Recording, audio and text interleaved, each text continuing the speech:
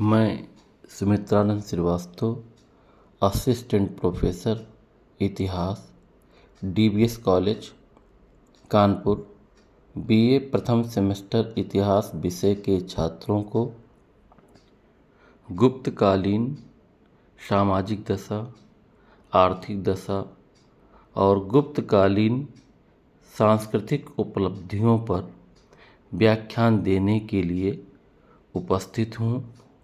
इस व्याख्यान में हम कई बिंदुओं पर चर्चा करेंगे, जैसे गुप्तकालीन आर्थिक दशा कैसी थी और किन साक्ष्यों से इस पक्ष पर प्रकाश पड़ता है, साहित्य के द्वारा, अभिलेखों के द्वारा या विदेशी यात्रियों के जो विवरण थे।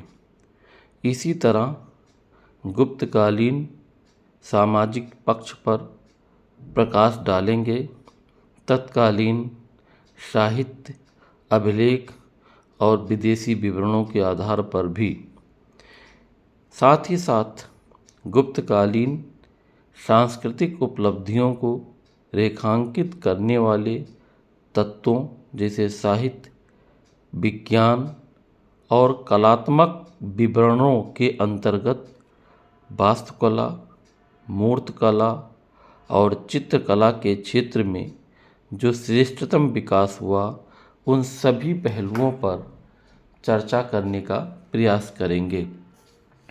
गुप्तकालीन आर्थिक दशा के विषय में जो जानकारी के साहित्यिक स्रोत हैं, जिनमें पुराण, याज्ञवल्क्य स्मृति, विष्णु स्मृति, बृहस्पति स्मृति, कात्यायन स्मृति, नारद स्मृति, महाभारत, कामंतकी नीतिसार, कालिदास के ग्रंथ, वात्स्यायन का कामसूत्र, भरत नाट्य शास्त्र, अमर सिंह का अमरकोश, वराहमिहिर कृत बृहत संहिता एवं बृहत जातक। विदेशी विवरणों में आर्थिक दशा के संदर्भ में फाहियान, चीनी बौद्ध यात्री फाहियान एवं कासमस के विवरण काफ़ी महत्वपूर्ण हैं। इसी तरीके से गुप्तकालीन जो अभिलेख हैं तथा साथ ही साथ समकालीन राजवंशों के जो अभिलेख मिले हैं, उनसे भी गुप्तकालीन आर्थिक दशा पर प्रकाश पड़ता है। पहली चीज़ तो आर्थिक दशा के संदर्भ में कि कृषि पर आधारित अर्थव्यवस्था थी। गुप्त काल में कृषि पर आधारित अर्थव्यवस्था थी। गुप्त युगीन विभिन्न ग्रंथों तथा साहित्यिक प्रमाण किसी ऐसी शक्तिशाली विचारधारा का संकेत नहीं देते हैं जो राजकीय कराधान का समर्थन इस आधार पर करे कि राजा भूमि का स्वामी था, किंतु पहले की अपेक्षा अब राजकीय भूस्वामित्व के समर्थन में ज़्यादा साक्ष्य मिलने लगते हैं। महाभारत में पुरानी ही बात दोहराई गई है कि राजा को शांति और न्याय बनाए रखना चाहिए और प्रतिफल के रूप में धान्य का छठा भाग ग्रहण करे। लेकिन कात्यायन स्मृति में सर्वप्रथम यह प्रतिपादित किया गया है कि राजा कर ग्रहण करता है क्योंकि वह सबका स्वामी है। गुप्त काल में भूमि पर राजा के स्वामित्व के साथ ही साथ व्यक्तिगत स्वामित्व एवं सामूहिक स्वामित्व के स्पष्ट प्रमाण तत्कालीन अभिलेखों में मिलते हैं। अभिलेखों में क्षेत्र, वास, खिल, वास्तु एवं चरागाह ये भूमि के प्रकार हैं जो कि अभिलेखों में मिलते हैं। अमर सिंह की रचना अमरकोश में 12 प्रकार की भूमि का विवरण मिलता है। कृषि मुख्यतः वर्षा पर आधारित थी। अतिवृष्टि एवं अल्पवृष्टि से भी कृषि को काफ़ी हानि होती थी, जिसकी चर्चा बृहत् संहिता में मिलती है। पुस्तपाल नामक अधिकारी भूमि की माप एवं सर्वेक्षण के साथ ही साथ भू राजस्व भी एकत्रित करते थे। महाकवि कालिदास की रचना रघुवंश से स्पष्ट है कि कृषि तथा पशुपालन जीविका के प्रमुख स्रोत थे। कृषि उपकरणों या अन्य की चोरी के लिए कठोर दंड का विधान था। बृहस्पति स्मृति के अनुसार धान्य की चोरी पर चोर को 10 गुना धान्य अपने स्वामी को लौटाना पड़ता था और उस धान्य के मूल्य का दूना मूल्य राजा को चोर द्वारा दिया जाता था। 10 कुंभ से ज़्यादा अन्न चुराने पर चोर मृत्युदंड का भागी होता था। बृहस्पति के अनुसार कृषि उपकरण की चोरी करने पर चोर को 100 पण का जुर्माना देना पड़ता था। पण जो था वो मुद्रा थी, चांदी की मुद्रा थी। विभिन्न प्रकार के धान्य, दाल, तिलहन, मसाले, औषधियाँ, सब्जी, जड़ी बूटी, कपास इस काल की मुख्य फसल थी। गुजरात जो था कपास के लिए बहुत प्रसिद्ध था। लहसुन, प्याज, ईख तथा पान का पत्ता भी बड़े पैमाने पर गुप्त काल में पैदा किया जाता था। गुप्त काल में आर्थिक व्यवस्था के संदर्भ में विभिन्न प्रकार के उद्योगों पर भी प्रकाश पड़ता है। कामसूत्र में वर्णित 64 कलाओं में से धातु कर्म भी एक महत्वपूर्ण उद्योग था। अमर सिंह की रचना अमरकोश में सोना, चांदी, तांबा, लोहा तथा शीशा एवं टिन की चर्चा है। बृहस्पति स्मृति में सोना, चांदी एवं अन्य धातुओं का काम करने वाले वर्ग की चर्चा है।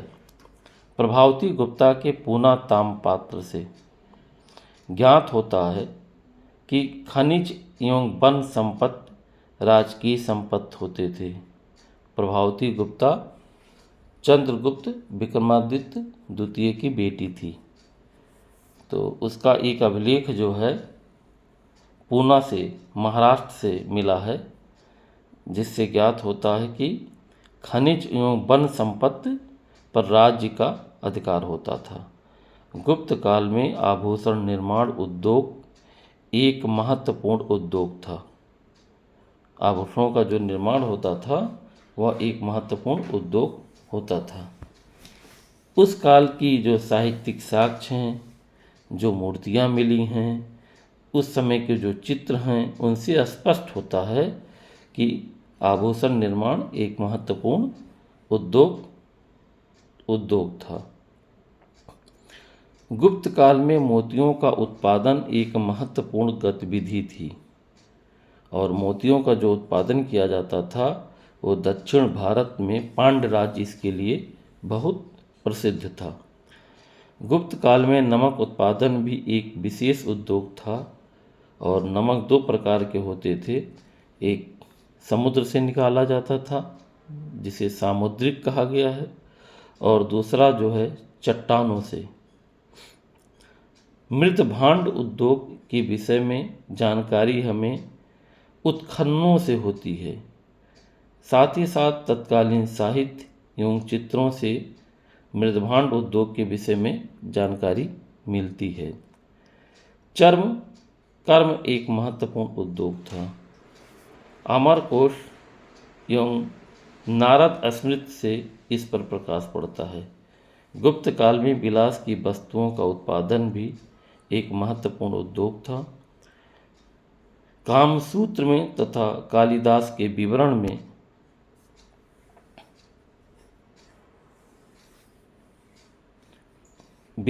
में इस पर प्रकाश पड़ता है। इलाहाबाद के पास भीटा के उत्खनन से हाथी दांत की मोहरें मिली हैं। भीटा जो था यमुना नदी के किनारे प्रयागराज में पड़ता है, तो हाथी दांत की मोहरें इस स्थल से मिली हैं। रेशम उद्योग भी उन्नति पर था। अमरकोश में रेशम बनाने की प्रक्रिया का भी उल्लेख मिलता है। मंदसौर अभिलेख में रेशम बुनकरों की श्रेणी का उल्लेख मिलता है। रेशम पटवाई श्रेणी जिसे कहा गया है।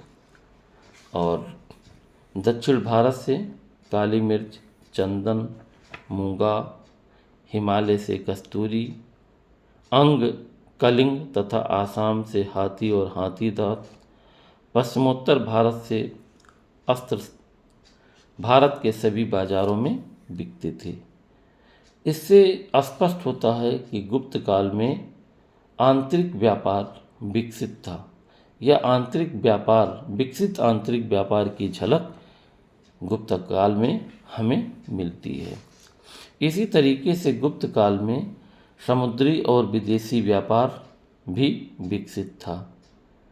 इस गुप्त काल में विदेशी व्यापार चीन से प्रारंभ होकर इंडोनेशिया, भारत और श्रीलंका से होकर पश्चिमी भारतीय तटों से होते हुए फारस और अरब देशों तक फैला हुआ था। यद्यपि हूणों द्वारा रोम साम्राज्य के पतन के कारण विदेशी व्यापार में कमी हुई, जैसा कि वामपंथी इतिहासकार मानते हैं। और उन वामपंथी इतिहासकारों में प्रोफेसर रोमला थापर जी का मत है कि गुप्त काल में भारत का जो विदेशों के साथ व्यापार हो रहा था, तो रोम साम्राज्य के पतन के कारण उसका प्रभाव वैदेशिक व्यापार पर पड़ा। फिर भी विदेशी व्यापार गुप्त काल में फलता फूलता रहा। इस काल में भारत और दक्षिण पूर्व एशियाई देशों के साथ व्यापक पैमाने पर व्यापार होता रहा, जिसका प्रमुख केंद्र पूर्वी भारत का बंदरगाह तामलिप्ति था। तामलिप्ति का जो बंदरगाह है वो बंगाल में था। तो बंगाल जो पूर्वी तट से तामलिप्ति से भारत का जो व्यापार होता था, दक्षिण पूर्व एशिया के देशों के साथ होता था। भारत एवं चीन के बीच समुद्री स्थल मार्गों से भी व्यापार होता था। समुद्री मार्गों से तो व्यापार होता ही था, साथ ही साथ स्थल मार्गों से भी भारत और चीन के बीच व्यापार होता था। भारत से मुख्यतः मसाला, सूती वस्त्र और लोहा विदेशों को भेजे जाते थे। अमरकोश के अनुसार ताम्र मलेच्छ देशों से आती थी। ताम्र मतलब तांबा जो था वो मलेच्छ देशों माने विदेश से आती थी। ये व्यापार कल्याण बंदरगाह पश्चिमी तट पर स्थित है, कल्याण बंदरगाह से होता था।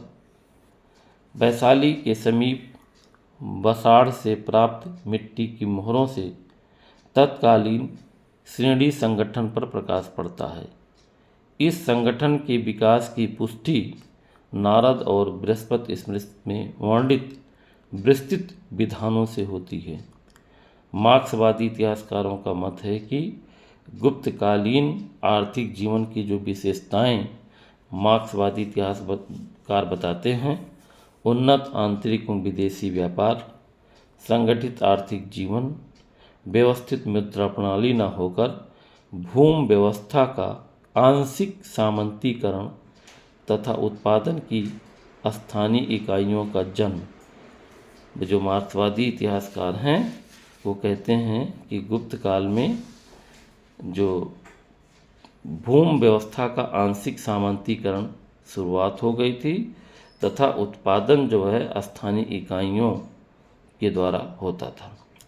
अभिलेखीय साक्ष्यों से स्पष्ट होता है कि गुप्त काल में श्रेणियां न केवल सिक्के जारी करती थी, सिक्के जारी करने का कार्य शासक द्वारा होता था, लेकिन गुप्त काल में श्रेणियां भी सिक्के जारी करती थीं। श्रेणियां अपने पास सेना भी रखती थीं। इन श्रेणी संगठनों का स्थानीय प्रशासन में महत्वपूर्ण भूमिका थी। माने स्थानीय प्रशासन जो होता था उसमें भी इनकी भूमिका को नज़रअंदाज नहीं किया जा सकता था।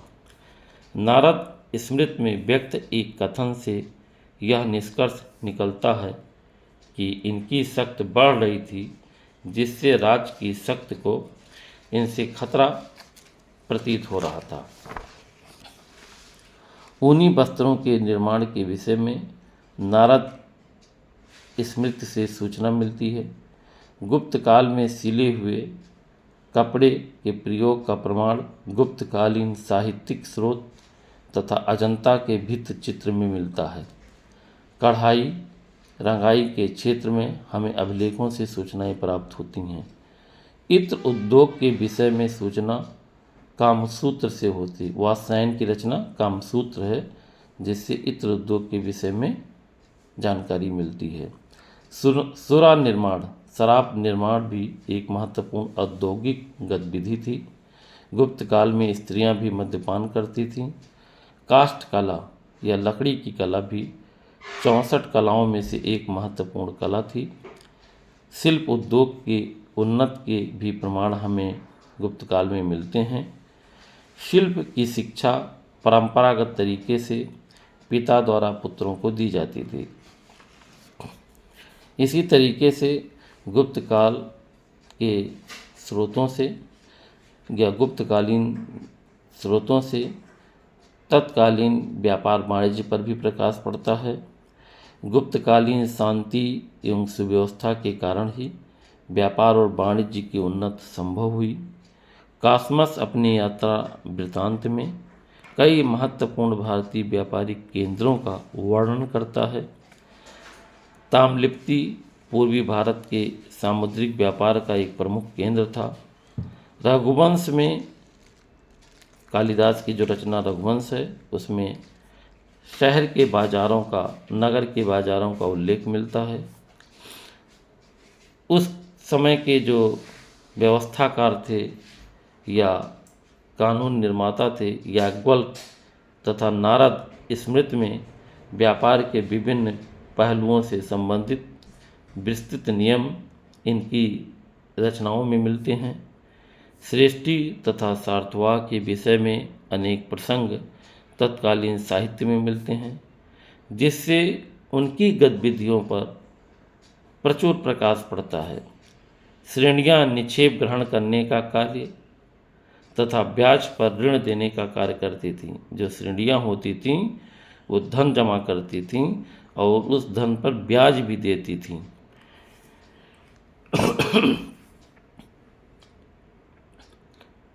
गुप्तकालीन अभिलेखों में नगर श्रेष्ठी का वर्णन है।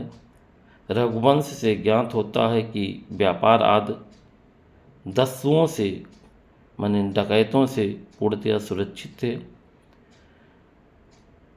गुप्तकालीन जो अभिलेख है दामोदरपुर से मिला है। दामोदरपुर तामपत्र के अनुसार जो बंगाल में है, सार्थवाह कोटबस के अधिकरण का सदस्य था, जो सार्थवाह के सामाजिक महत्व की ओर हमारा ध्यान आकृष्ट करता है। गुप्त काल में व्यापार नदियों के माध्यम से होता था। विलासता की वस्तुओं का व्यापार देसी व्यापार का एक महत्वपूर्ण अंग था। यह भी उल्लेखनीय है कि पश्चिमी भारत के व्यापारी समुदाय ने जैन धर्म को अत्यधिक प्रश्रय दिया। तो इस तरीके से आप देखिए कि गुप्त काल में विभिन्न साक्ष्यों के माध्यम से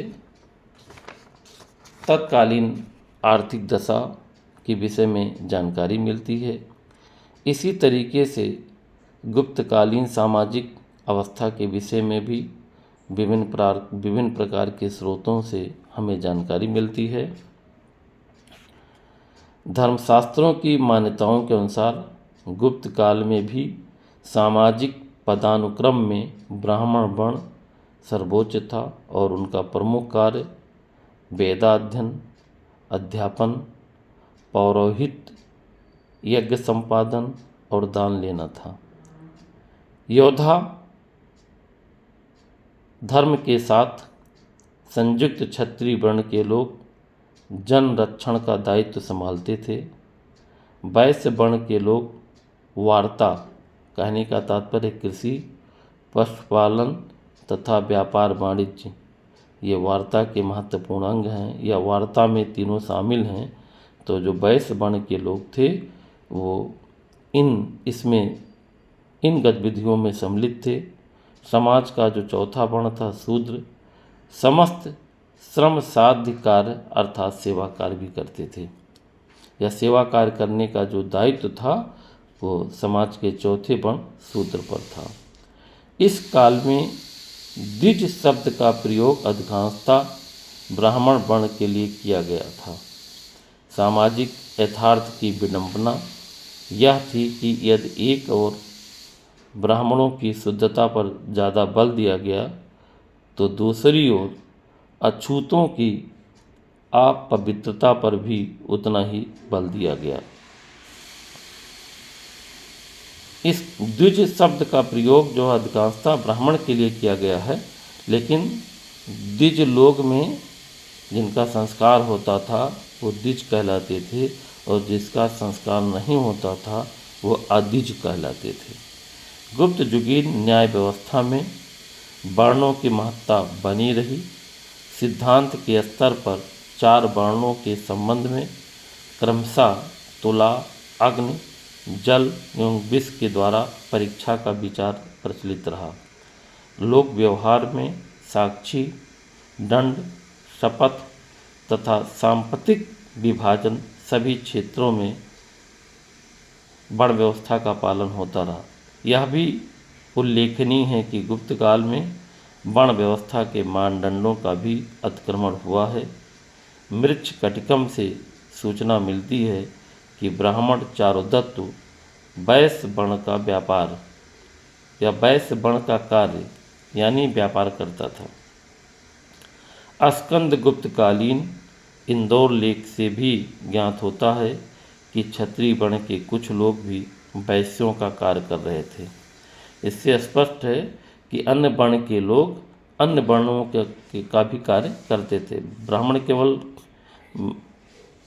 अध्यापन कार्य नहीं करता था, बल्कि कुछ ब्राह्मण व्यापार का भी कार्य करते थे, जो वैश्यों की जिम्मेदारी थी। कदंब और वाकाटक जैसे ब्राह्मण राजवंशों के लोग शासक बनकर क्षत्रिय वर्ण का कार्य कर रहे थे। गुप्तों का सामंत जो मातृ विष्णु था स्वयं ब्राह्मण था। गुप्त काल में ब्राह्मणों को भूमि अनुदान देने की प्रथा के कारण उनकी सामाजिक सत्ता का या उनका जो समाज में हैसियत था उसमें सुदृढ़ माने उसमें मजबूती आई। गुप्त काल में सामाजिक गतिशीलता के विशिष्ट उदाहरणों में से एक महत्वपूर्ण उदाहरण यह है कि पश्चिमी भारत के कुछ रेशम बुनकरों ने लौकिक असमर्थता के कारण तीरंदाजी का पेशा अपना लिया था। मंदसौर अभिलेख से ज्ञात होता है कि जो पट्टवाई श्रेणी थी कुछ कारणों से अपना परंपरागत व्यवसाय छोड़ करके उसके सदस्यों ने तीरंदाजी का पेशा अपना लिया था। और तो कुछ लोग कहते हैं कि गुप्त काल में जो आर्थिक गिरावट के संकेत मिलते हैं, विदेशी व्यापार की वजह से जो व्यापार वाणिज्य प्रभावित हुआ और उसका प्रभाव जो है तत्कालीन जो बुनकरों पर पड़ा या जो उद्योग धंधे थे उससे प्रभावित हुए। गुप्तकालीन समाज में संयुक्त परिवार प्रणाली का अस्तित्व था। सांपत्तिक उत्तराधिकार के संदर्भ में पिता और पुत्रों के समान स्वामित्व का सिद्धांत स्वीकृत था और इस काल में वंशानुगत उत्तराधिकार की अवधारणा बलवती हुई। अमर सिंह की रचना अमरकोश से ज्ञात होता है कि गुप्त युग में शूद्र वर्ण के अनेक लोग भी किसान थे। माने शूद्र वर्ण के अनेक लोग भी केवल वो तीनों वर्णों की सेवा ही नहीं करते थे, खेती किसानी का भी कार्य करते थे। विष्णु स्मृति तथा याज्ञवल्क्य स्मृति के प्रावधानों में बताया गया है कि आधी उपज के एवज में शूद्र किसानों को खेती करने के लिए खेत दिए जा सकते थे। इस आधार पर यह निष्कर्ष निकाला जा सकता है कि शूद्र वर्ण के लोगों के कृषक बनने की प्रक्रिया तेजी से चल रही थी गुप्त काल में। प्रोफेसर रामशरण शर्मा की मान्यता थी कि गुप्तकालीन वैश्यों की सामाजिक स्थिति समाज में शूद्र लोगों के समकक्ष हो गई थी। इसका प्रधान कारण क्या था? वो कहते हैं अध्ययन करने, यज्ञ करने से वो विरत हो गए थे, लेकिन साक्ष्यों के आलोक में उनकी मान्यता निश्चित रूप से अतिशयोक्तिपूर्ण प्रतीत होती है, क्योंकि शूद्र जो वैश्य वर्ण के लोग थे, उनकी व्यापारिक श्रेष्ठता, गतिशीलता और दानशीलता के बहुत से साक्ष्य मिलते हैं। अमरकोश में कई व्यवसायों को करने वाले लोगों का उल्लेख मिलता है, जिसमें शिल्पियों, मालियों, राजमिस्त्रियों, शस्त्रकारों, चित्रकारों, स्वर्णकारों, दर्जियों, नर्तकों, धोबी, लोहार, नाई तथा चर्मकार जैसे कारीगरों का विवरण मिलता है। गुप्त काल में कुछ मिश्रित जातियों के भी उल्लेख मिलते हैं, जिनमें अम्बस्ठ, उग्र, पारसव, कर्ण जो अछूत थे तथा गांव या नगर के बाहर रहते थे या सीमांत पर बसाए जाते थे। गुप्तकालीन समाज में दोनों प्रकार के लोग थे, शाकाहारी और मांसाहारी। कुलीन वर्गों में बहुमूल्य वस्त्राभूषण का प्रचलन था। स्त्रियां विशेष रूप से अलंकार प्रेमी थीं। सुगंधित द्रव्यों के प्रति उच्च वर्ग के लोग ज़्यादा संवेदनशील थे। रथ यात्रा, दीपोत्सव, बसंतोत्सव आदि उत्सव सुप्रचलित थे। मनोरंजन के साधन जैसे मल्ल विद्या, नाटक, संगीत, नृत्य, आखेट भी प्रचलित रहे। गुप्तकालीन समाज में परिवार व्यवस्था का सुदृढ़ आधार एक विवाह प्रणाली थी। विवाह के कई प्रकारों का वो प्रचलन देखने को मिलता है। उच्च वर्ग के कुछ लोग विधवा विवाह को महत्व देते थे और शासक वर्ग के कुछ लोगों में सती प्रथा को मान्यता प्राप्त थी। गुप्त युगीन समाज में वैश्या प्रथा प्रचलित थी और नगरीय समाज में गणिकाओं की मांग अधिक थी। गुप्त युगीन साहित्य और कला में नारी के आदर्श रूप का चित्रण दिखलाई पड़ता है, लेकिन सामाजिक व्यवहार में वास्तविकता ऐसी नहीं थी। मित्र, सखी, प्रिया, शिष्या और सचिव के रूप में नारी के रूप को महिमा मंडित किया गया है, लेकिन स्त्री की अशिक्षा, उसका बाल विवाह और सती प्रथा के साक्ष्य हमें इसके विपरीत निष्कर्ष की ओर ले जाते हैं। वास्तव में उच्च वर्ण की कुछ स्त्रियां उच्च स्तरीय थीं और पर्दा प्रथा का ज़्यादा विकास नहीं हुआ था। सती प्रथा का प्राचीनतम अभिलेखीय प्रमाण 510 ईस्वी का एरण शिलालेख है, जिसमें गोपराज नामक सेनापति की पत्नी के सती होने का विवरण मिलता है। तो इस तरीके से हम देखते हैं कि गुप्त युगीन सामाजिक और आर्थिक दशा के विषय में हमें विभिन्न साहित्यिक, अभिलेखीय और विदेशी विद्वानों से जानकारी, उनके विवरणों से जानकारी मिलती है।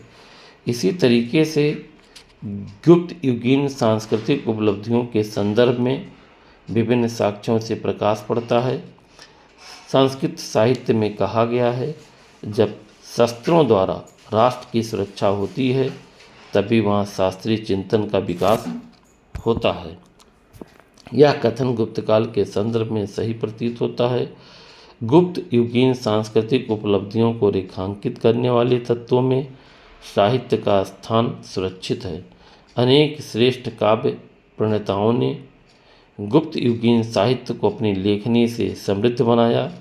संध विग्रहिक सचिव हर्षेण, वत्स भट्टी और वासुल जैसे प्रतिभाशाली रचनाकार हुए।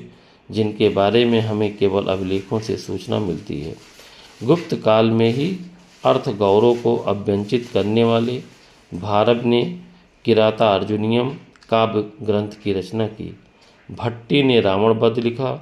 विष्णु शर्मा के पंचतंत्र इसी काल की रचना है, जिसे बाइबिल के बाद सर्वाधिक लोकप्रिय माना जाता है।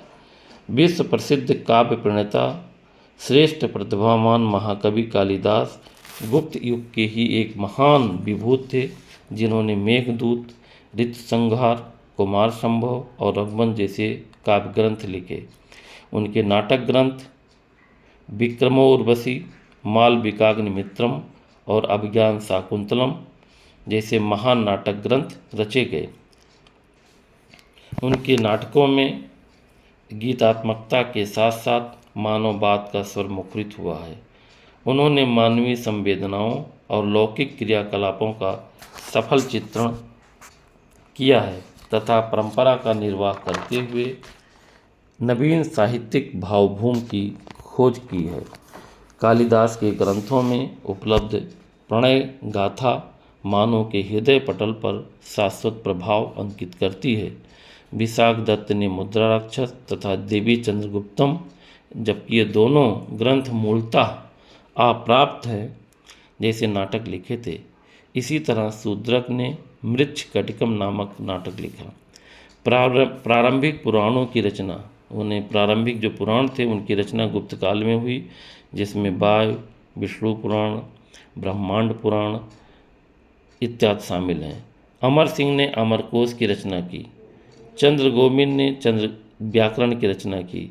याज्ञवल्क्य, नारद, बृहस्पति और कात्यायन स्मृतियाँ की रचना भी गुप्त काल में हुई है।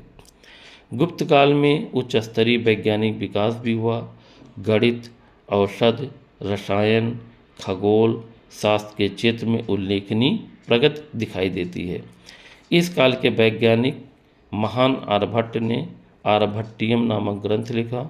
जिन्हें पाई का मान ज्ञात था।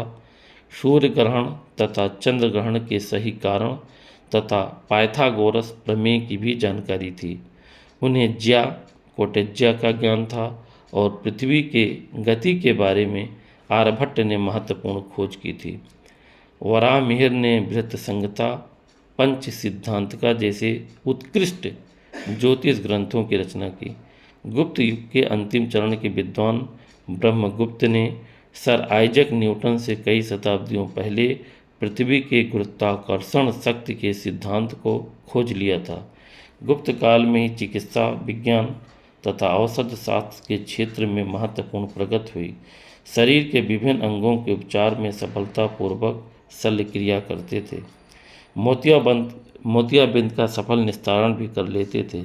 गुप्त काल में चिकित्सा शास्त्र से संबंधित कई ग्रंथों की रचना की गई, जिसमें अष्टांग संग्रह और नवनीतकम प्रमुख थे।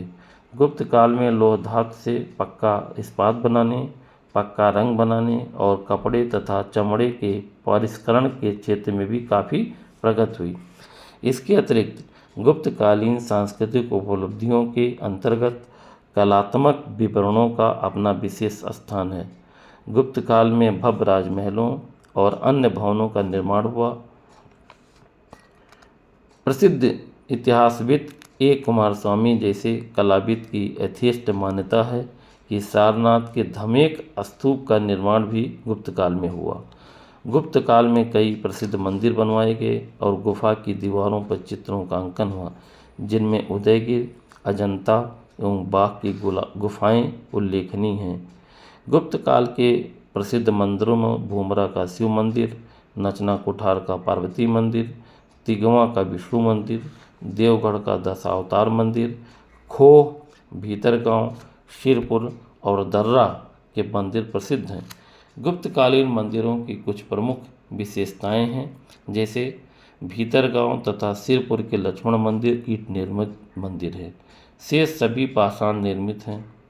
मंदिरों का निर्माण चबूतरों पर किया गया है। मंदिरों में गर्भगृह के चारों प्रदक्षिणा पथ है। इनकी छतें प्रायः सपाट हैं। मंदिरों के आंतरिक भाग में सादगी दिखाई देती है और उसका जो बाह्य रूप है सुसज्जित है।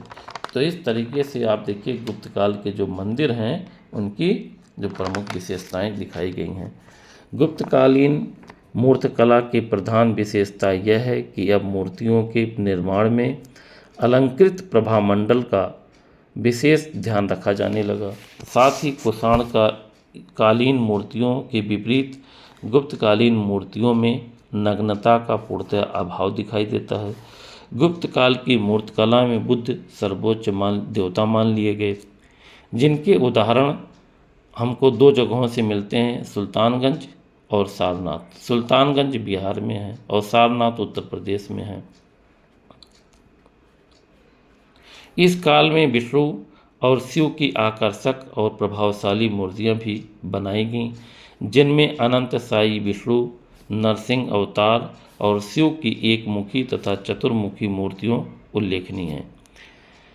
संगीत, नृत्य और नाटक के अतिरिक्त चित्रकला के क्षेत्र में भी गुप्तकाल में विशेष प्रगति हुई। यद्यपि अजंता का क्षेत्र गुप्त साम्राज्य में नहीं था, फिर भी गुप्त युगीन कलात्मक उपलब्धियों के अंतर्गत अजंता के चित्रों को सम्मिलित किया जा सकता है। गुफा संख्या 16 और गुफा संख्या 17 के चित्र निश्चित रूप से गुप्तकालीन हैं। 16वीं गुफा में 2 चित्र ज़्यादा महत्वपूर्ण हैं। एक स्थान पर मरणासन राजकुमारी का चित्र है। इस चित्र का मूल्यांकन करते हुए इतिहासकार ग्रिफिथ महोदय ने लिखा था कि वास्तविकता के चित्रण, प्रभाव, उत्पादकता और अव्यक्त के दृष्टिकोण से यह चित्र अनुपम कृति है। दूसरा चित्र सिद्धार्थ के गृह त्याग का है। यशोधरा के पास सोते हुए पुत्र राहुल पर दृष्टिपात करते हुए सिद्धार्थ अंकित हैं। इन चित्रों में प्रकृति चित्रण की अधिकता दिखाई देती है। वर्गेश महोदय ने लिखा था, संभव है कि रेखांकन, रंग चयन और चित्रण के क्षेत्र में पुनर्जागरण कालीन फ्लोरेंस, वेनिस और मिलान अजंता के चित्रकारों से अधिक अच्छा कार्य कर सकते थे, लेकिन अजंता के चित्रकारों ने चित्रों में जो भाव व्यक्त किए हैं वो विश्व कला के इतिहास में बेजोड़ है।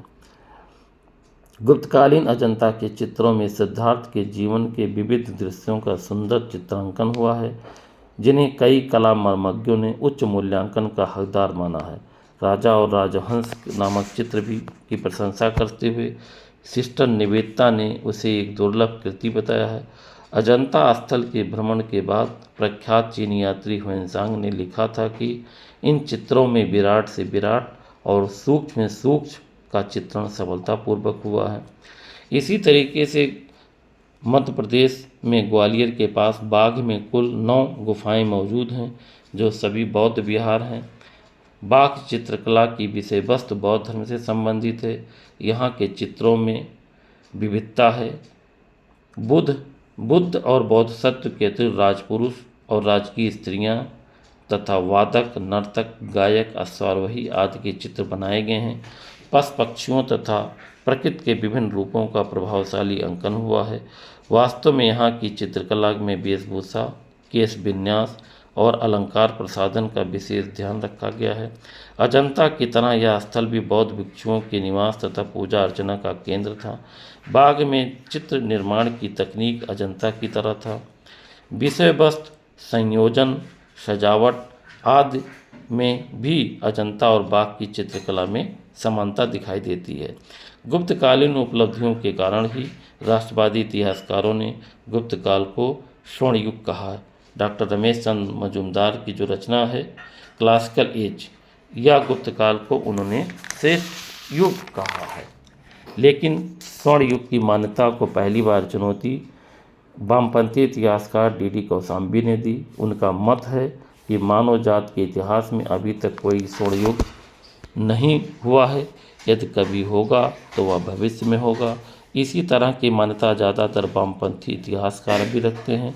प्रोफेसर रामशरण शर्मा की मान्यता है कि तुलनात्मक दृष्टि से कुषाण युग की उपलब्धियां गुप्त युग की अपेक्षा ज़्यादा श्रेष्ठतर प्रतीत होती हैं, लेकिन कुषाणों को विदेशी मानने के कारण कट्टर राष्ट्रवादी इतिहासकार कुषाण काल को स्वर्ण युग कहने से हिचकिचाते हैं। धन्यवाद।